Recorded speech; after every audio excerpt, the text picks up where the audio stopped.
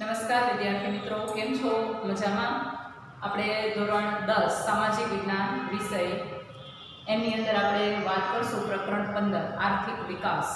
તો આર્થિક વિકાસની અંદર આપણે કઈ બાબતનો સમાવેશ કરવાનો છે કે આર્થિક વિકાસ એટલે શું? આજની પરિસ્થિતિને ધ્યાનમાં રાખીને આપણે જોઈએ તો આજે આર્થિક વિકાસ છે એ થોડો મંદ પ્રક્રિયા તરફ જઈ રહ્યો છે. તો એ બાબતની આપણે આ પાઠમાં ચર્ચા કરવાની છે કે આર્થિક વિકાસ કઈ રીતે શક્ય બની શકે, એના માટેનું કઈ રીતનું આયોજન કરવું જોઈએ કે જેના કારણે આપણો દેશ છે એ વિકાસશીલ તરફથી વિકસિત દેશ તરફ જઈ શકે. એમાં આપણે આટલા મુદ્દાની અહીંયા રજૂઆત કરવાની છે. પહેલી બાબત છે આર્થિક વિકાસની સમજૂતી કેવી હોવી જોઈએ, આર્થિક વૃદ્ધિ અને વિકાસનો તફાવત. જો વૃદ્ધિ વધે તો વિકાસ પણ આપમેળે વધતો હોય છે, એ બાબતની ચર્ચા આ તફાવતના મુદ્દામાં. ત્યાર પછી વિકાસશીલ અર્થતંત્રના લક્ષણો, જેમ કે સૌથી અગત્યનું પાસું હોય તો એ માથાદીઠ આવક છે, એ બાબતની ચર્ચા લક્ષણોમાં કરશું. ત્યાર પછી આર્થિક અને બિન આર્થિક પ્રવૃત્તિ કે એના દ્વારા પણ આપણે સમજી શકશું કે આર્થિક અને બિન આર્થિક પ્રવૃત્તિ એ કઈ રીતે અર્થતંત્ર માટે, આર્થિક વિકાસ માટે જવાબદાર છે. ત્યાર પછી એવું છે કે ભારતીય અર્થકારણનું માળખું કઈ રીતનું હોવું જોઈએ. એમાં અગત્યના પાસા તરીકે ઉત્પાદનના સાધનો અને ઉત્પાદનના સાધનોની ફાળવણી, આ મુખ્ય બાબતો છે. ત્યાર પછી તો આમાં બજાર તંત્ર, મિશ્ર અર્થતંત્ર, એ બધું આપણે પછીના પાર્ટમાં જોશું. અત્યારે પાર્ટ 1 તરીકે, અને આ બધી જ બાબતો હું તમને અત્યારે દ્રશ્ય શ્રાવ્યના સાધનો દ્વારા સમજાવીશ. તો હવે પછી આગળ આપણે મલ્ટીમીડિયા દ્વારા સમજશું.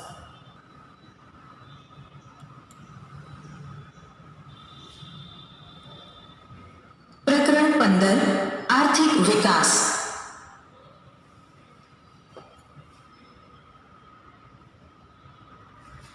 પ્રસ્તાવના. પ્રત્યેક વ્યક્તિની પ્રત્યેક સવાર અલગ અલગ હોય છે. કેટલાક લોકો ભૌતિક સુખ સુવિધાથી ભરપૂર જીવન જીવે છે, પરંતુ વિશ્વની મોટાભાગની વસ્તી જીવન અસ્તિત્વ ટકાવી રાખવા સંઘર્ષ કરતી જોવા મળે છે. આ ગરીબ તરીકે ઓળખાતા લોકો માટે ભૌતિક સુખ, સુવિધા કે આરામ એક કલ્પનાનો વિષય છે. આવી પરિસ્થિતિ કેવી રીતે ઉદ્ભવી, આ પરિસ્થિતિમાંથી બહાર કેવી રીતે નીકળવું વગેરે જેવા પ્રશ્નોનો ઉત્તર છે.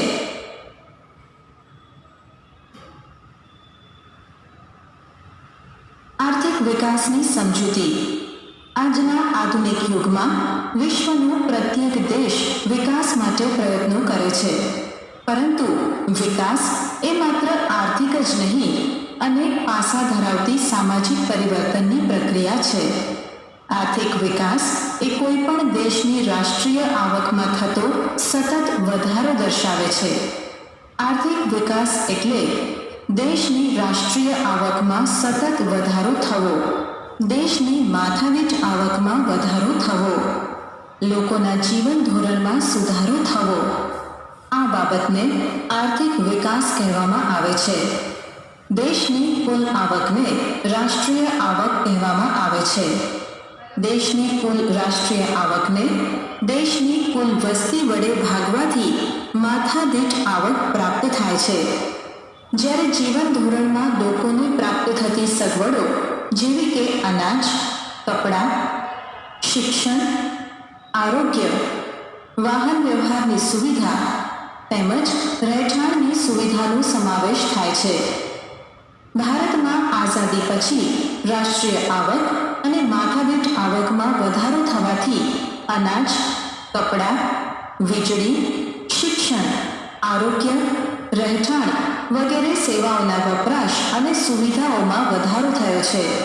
અગાઉની સરખામણીમાં ઉપરોક્ત જરૂરિયાતો વધુ સારી રીતે સંતોષાય છે. આથી કહી શકાય કે ભારતમાં આર્થિક વિકાસ થઈ રહ્યો છે. ભારતની રાષ્ટ્રીય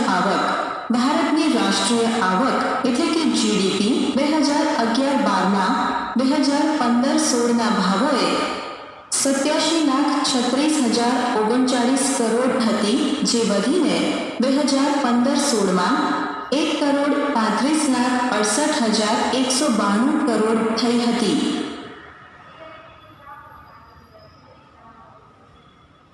આર્થિક વૃદ્ધિ અને આર્થિક વિકાસ વચ્ચેનો તફાવત.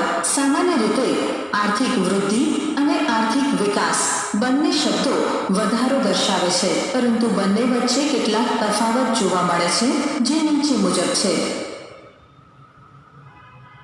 વિકાસની પ્રક્રિયાના આધારે આર્થિક વિકાસ એ ગુણાત્મક અને આર્થિક વૃદ્ધિ એ પરિમાણાત્મક છે. આર્થિક વિકાસ એ પ્રથમ અવસ્થા છે, જ્યારે આર્થિક વૃદ્ધિ એ આર્થિક વિકાસ પછીની અવસ્થા છે. અર્થતંત્રમાં થતા પરિવર્તનને આધારે અર્થતંત્રમાં થતા નવા સંશોધનોના આધારે ઉત્પાદનમાં થતો વધારો એ આર્થિક વિકાસ છે. દાખલા તરીકે ખેતી ક્ષેત્રમાં ઘઉં, ડાંગર જેવા પાકમાં નવા બિયારણોની શોધ થતાં ઉત્પાદનમાં અનેક ગણો વધારો થયો. આ બાબત આર્થિક વિકાસ દર્શાવે છે. બીજી તરફ ખેડાણ લાયક જમીનમાં વધારો થવાથી ખેતી લાયક ઉત્પાદનમાં વધારો થાય તેને આર્થિક વૃદ્ધિ કહે છે. વિકસિત અને વિકાસશીલ દેશોના સંદર્ભમાં વિકસિત અને વિકાસશીલ દેશોના સંદર્ભમાં પણ બંને વચ્ચે તફાવત જોવા મળે છે. વિકસિત દેશોની રાષ્ટ્રીય આવકમાં થતો વધારો એ આર્થિક વૃદ્ધિ કહેવાય, જ્યારે વિકાસશીલ દેશોની રાષ્ટ્રીય આવકમાં થતો વધારો એ આર્થિક વિકાસ કહેવાય.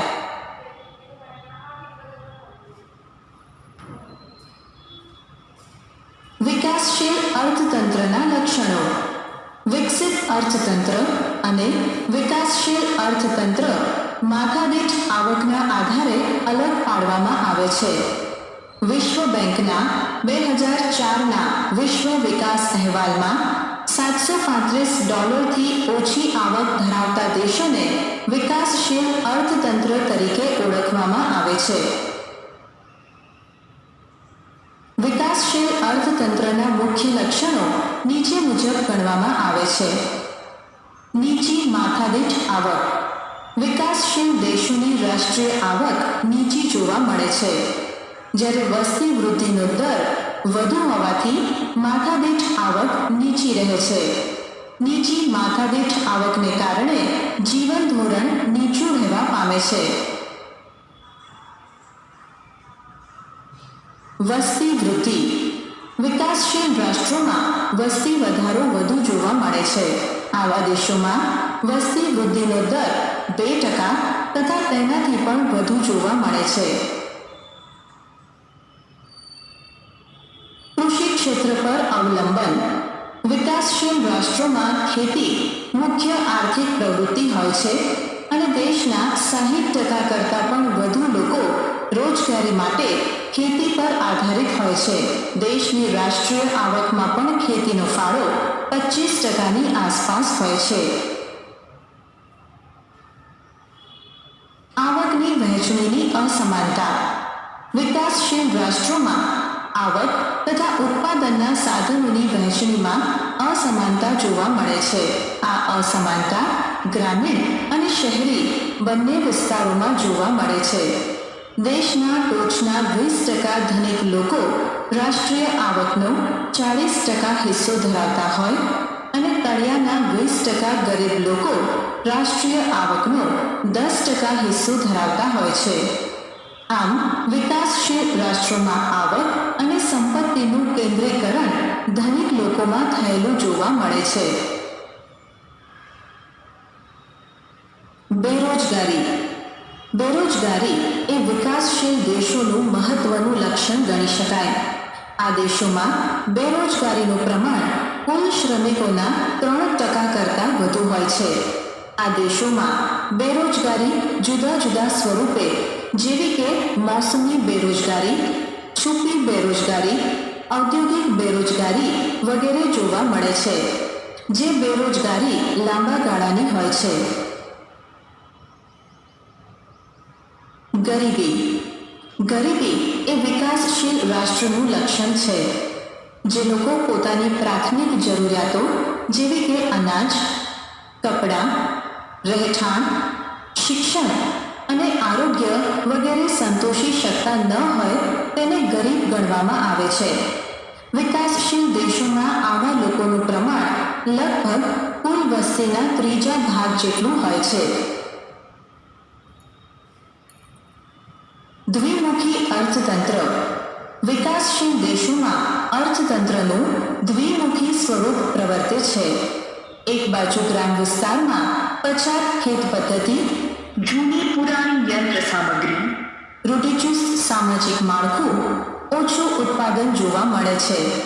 બીજી બાજુ શહેરી ક્ષેત્રમાં આધુનિક ઉદ્યોગો, નવી ઉત્પાદન પદ્ધતિ, આધુનિક યંત્રો તેમજ વૈભવી જીવનશૈલી જોવા મળે છે. પાયાની અપર્યાપ્ત સેવાઓ. વિકાસ માટે અનિવાર્ય પાયાની સેવાઓ જેવી કે શિક્ષણ, વાહન વ્યવહાર, સંદેશા વ્યવહાર, વીજળી, આરોગ્ય, બેન્કિંગ વગેરેનો આવા અર્થતંત્રમાં ઓછો વિકાસ જોવા મળે છે, જે દેશના વિકાસ માટે અવરોધક બને છે.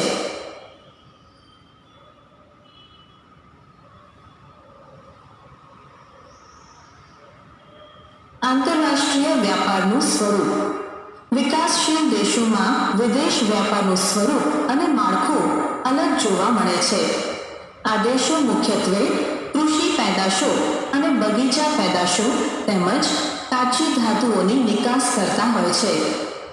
આ પ્રકારની નિકાસોની માંગ ઓછી હોય છે અને ભાવો નીચા હોય છે, જેથી નિકાસોની કમાણી ઓછી હોય છે. જ્યારે આયાતો ઔદ્યોગિક પેદાશો અને યંત્ર સામગ્રીની હોય છે. આ વસ્તુઓના ભાવો વધુ હોવાથી આયાતો પાછળનો ખર્ચ વધે છે. આમ વિકાસશીલ રાષ્ટ્રો માટે વિદેશ વ્યાપારની શરતો પ્રતિકૂળ રહેવાથી દેશ ઉપર વિદેશી દેવું વધે છે. આમ વિકાસશીલ દેશોમાં મુખ્યત્વે ઉપર મુજબના લક્ષણો જોવા મળે છે. ભારત વિકાસશીલ રાષ્ટ્ર હોવાથી ઉપરના લક્ષણો વધતે ઓછે અંશે ભારતને પણ લાગુ પડે છે.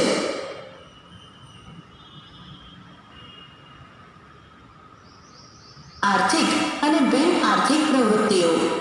ભારતીય અર્થતંત્રનો પરિચય મેળવતા પહેલા આપણે આર્થિક અને બિન આર્થિક પ્રવૃત્તિઓનો અભ્યાસ કરીએ. આર્થિક પ્રવૃત્તિ આવક મેળવવા કે ખર્ચ કરવાના હેતુથી કરવામાં આવતી પ્રવૃત્તિને આર્થિક પ્રવૃત્તિ કહે છે. દાખલા તરીકે ખેડૂત, કારીગર, વેપારી, શિક્ષક વગેરેની પ્રવૃત્તિને આર્થિક પ્રવૃત્તિ કહે છે. બિન આર્થિક પ્રવૃત્તિ. જે પ્રવૃત્તિનો હેતુ આવક મેળવવાનો કે ખર્ચ કરવાનો ન હોય તે પ્રવૃત્તિને બિન આર્થિક પ્રવૃત્તિ કહે છે. દાખલા તરીકે માતા પોતાના બાળકને ઉછેરે છે, વ્યક્તિ સમાજ સેવાના કાર્યો કરે વગેરે બિન આર્થિક પ્રવૃત્તિ કહેવાય.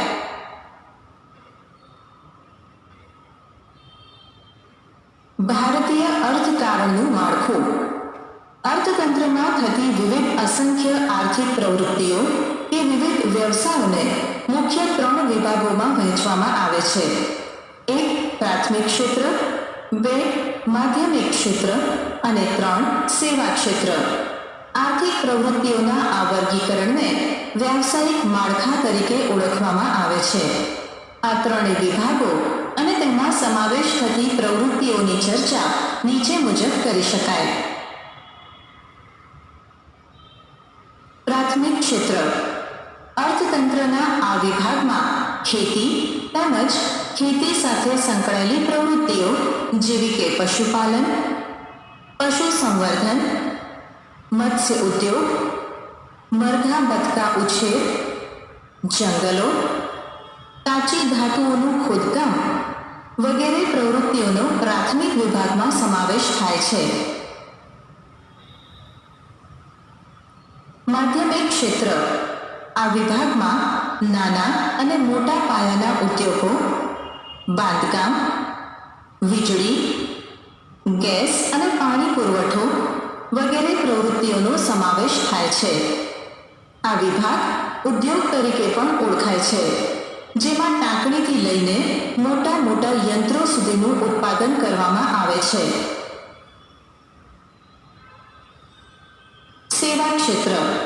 આ વિભાગમાં અનેકવિધ સેવાઓનો સમાવેશ થાય છે. આવી સેવાઓમાં વ્યાપાર, સંદેશાવ્યવહાર, હવાઈ તથા દરિયાઈ માર્ગો, શિક્ષણ, આરોગ્ય, બેન્કિંગ તેમજ વીમા કંપનીઓ, પ્રવાસ અને મનોરંજન વગેરેની કામગીરીનો સમાવેશ આ ક્ષેત્રમાં થાય છે. સામાન્ય રીતે વિકાસશીલ દેશોમાં પ્રાથમિક ક્ષેત્રનું પ્રભુત્વ હોય છે. રોજગારી તેમજ રાષ્ટ્રીય આવકમાં પ્રાથમિક ક્ષેત્રનો હિસ્સો સૌથી વધારે હોય છે. પરંતુ જેમ જેમ આર્થિક વિકાસ થતો જાય છે તેમ તેમ પ્રાથમિક ક્ષેત્રનું મહત્વ માધ્યમિક અને સેવા ક્ષેત્રની સાપેક્ષતામાં ઘટતું જાય છે અને ઉદ્યોગ ક્ષેત્ર તથા સેવા ક્ષેત્રનો વ્યાપ વધતો જાય છે.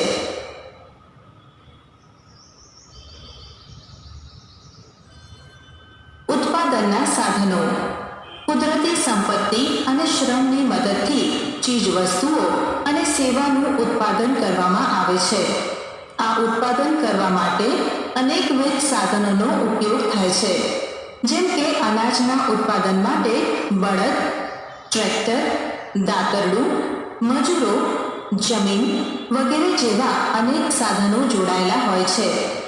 ઉત્પાદન માટેના સાધનો તો ઘણા છે, પરંતુ અભ્યાસમાં સરળતા માટે આવા સાધનોને 4 ભાગમાં વહેંચવામાં આવ્યા છે. 1. જમીન, 2. મૂડી, 3.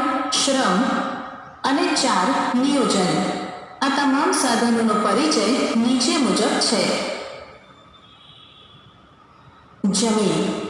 સામાન્ય અર્થમાં જમીનને આપણે પૃથ્વીની સપાટીના ઉપલા પડ તરીકે ઓળખીએ છીએ, પરંતુ અર્થશાસ્ત્રની પરિભાષામાં જમીન એટલે તમામ પ્રકારની કુદરતી સંપત્તિ કે જેમાં પૃથ્વીની સપાટી પર આવેલા જંગલો, નદીઓ, પર્વતો, પૃથ્વીના પેટાળમાં આવેલા ખનિજો, ધાતુઓ વગેરેનો સમાવેશ જમીનમાં થાય છે.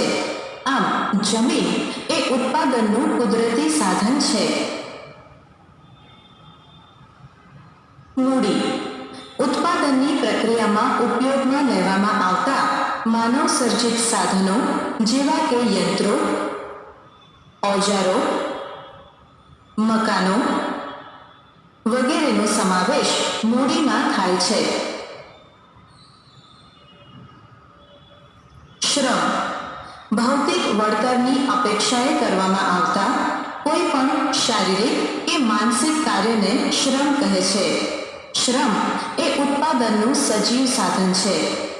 ખેત મજૂરો, કામદારો, શિક્ષકો, ડોક્ટરો, કારીગરો વગેરેના કાર્યને શ્રમ કહે છે. નિયોજન એટલે કે નિયોજક. ઉત્પાદનની પ્રક્રિયામાં જમીન, મૂડી અને શ્રમ જેવા ત્રણેય સાધનોનું કુશળતાપૂર્વક સંયોજન કરનાર વ્યક્તિને નિયોજક કહે છે. આ ત્રણેય સાધનોને યોજનાપૂર્વક ઉત્પાદનમાં જોડવાની કામગીરીને નિયોજન કહેવાય.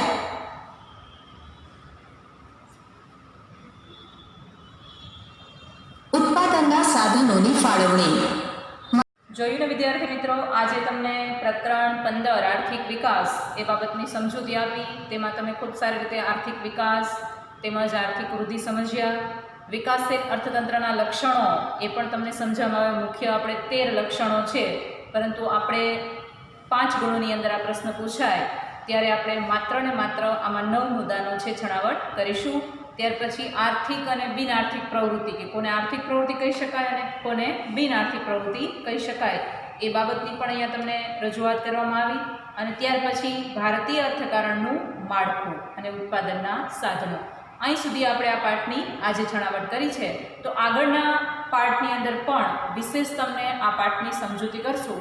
ત્યાં સુધી નમસ્કાર.